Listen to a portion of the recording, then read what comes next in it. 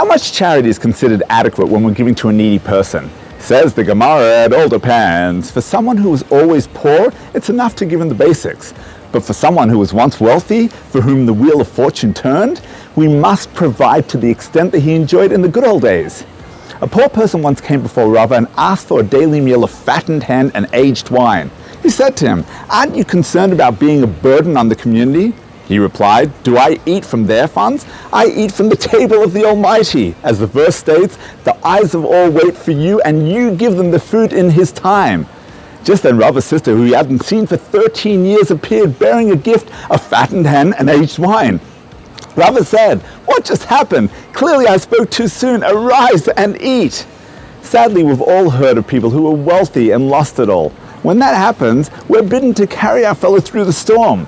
While that doesn't necessarily mean underwriting lavish vacations, there are certain minimum needs of a wealthy individual who's experiencing a cash crunch or worse, including private school tuition, mortgage payments, etc. Such expenses might be luxuries for most of the population, but for this individual, they're basic essentials.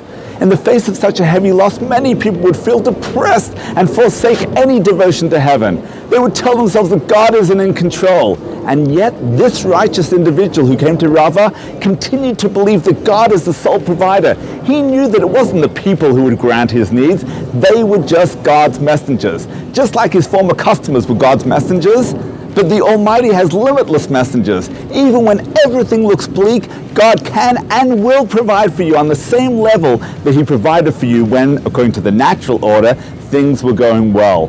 As long as you remember where your bread is truly buttered, you will never go hungry. Not only will you not go hungry, but you will continue to eat a daily meal fit for a king and queen.